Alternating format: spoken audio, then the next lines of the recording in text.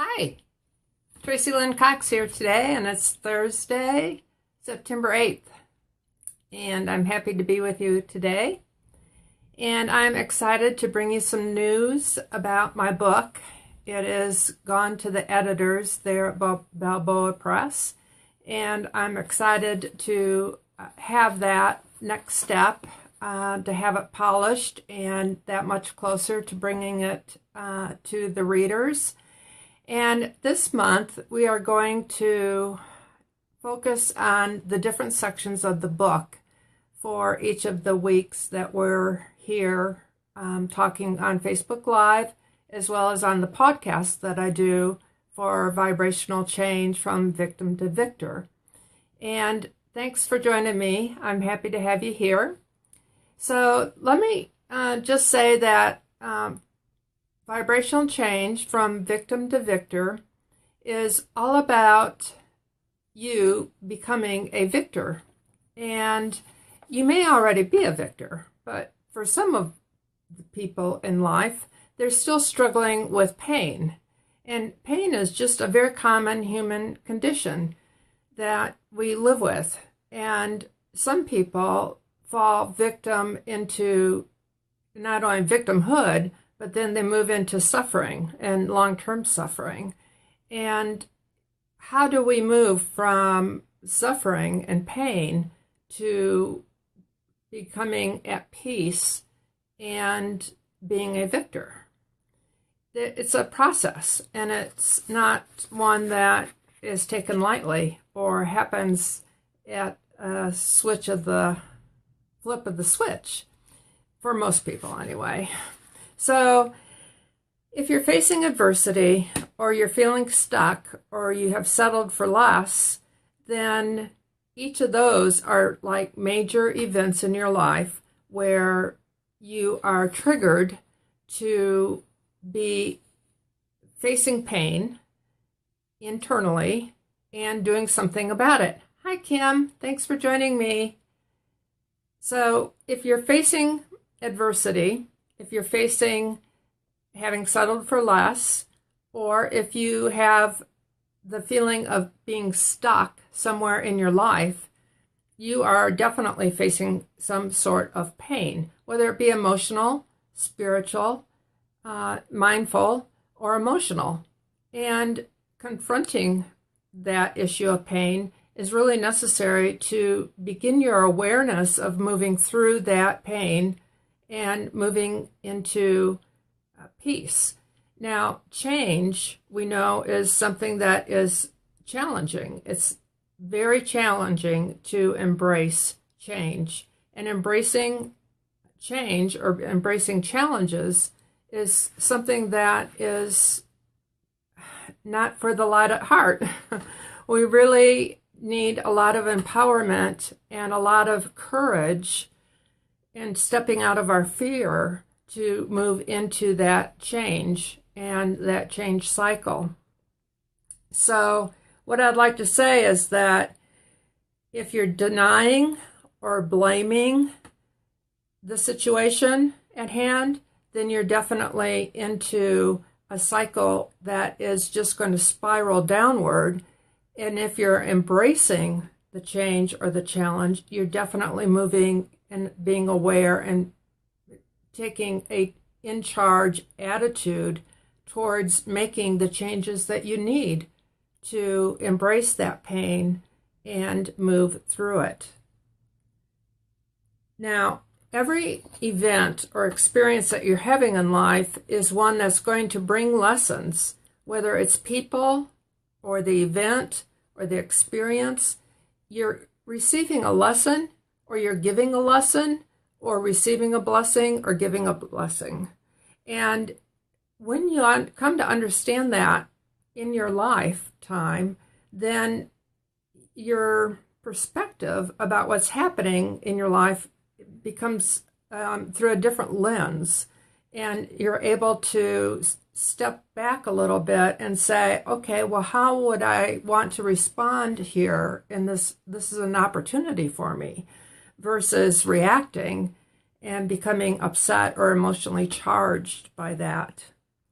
So the first step of the three-step solution for living a one courageous life, or the whole vibrational change book that I'm talking about, From Victim to Victor, is understanding your purpose and your passion. And I developed what you would call a vibrational thumbprint, and it's a process of understanding your purpose and your passion. It's a way for you to deal with your life circumstances so that you are able to stay within a homeostasis within your energetic imprints when times get really tough.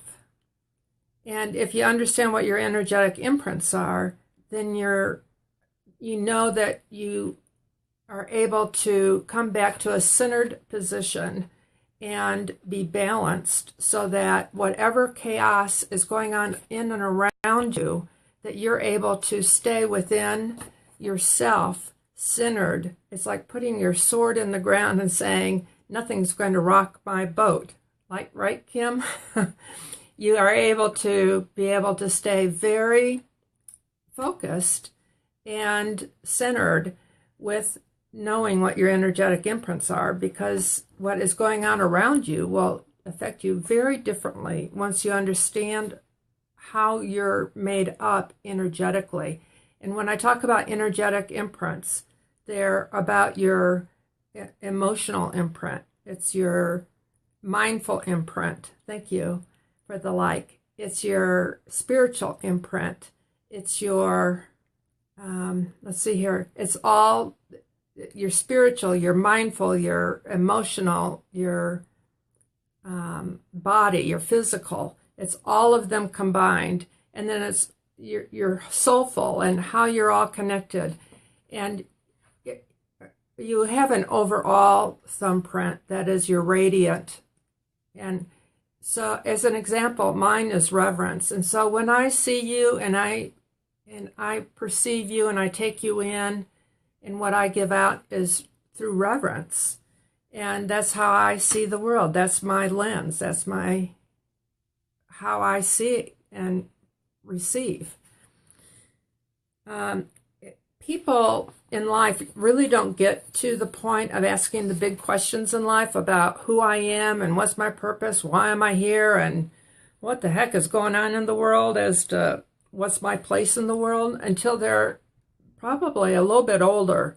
Now, some people on a spiritual path might start that a little bit sooner in life, but for the most part, it's when you hit these, what I would call stumbling blocks of facing adversity, or when you feel stuck, or when you've settled for less, that you come inward and you start seeking those kinds of answers to those questions about what is going on, and who am I, and why am I here, and what's my purpose, and how do I live the divine life that I'm meant to live? So what I would like to say is that living courageously and living purposefully and passionately is available to each and every person. And living with direction and living a mindful life and living with a belief system that will carry you and support you is all possible. And what I would like to leave you with is that the vibrational thumbprint will bring you certain benefits. And I would like to have a little reflection on these with you, and that is in receiving the vibrational thumbprint sessions. The benefits for that would be to discover unknown possibilities within yourself.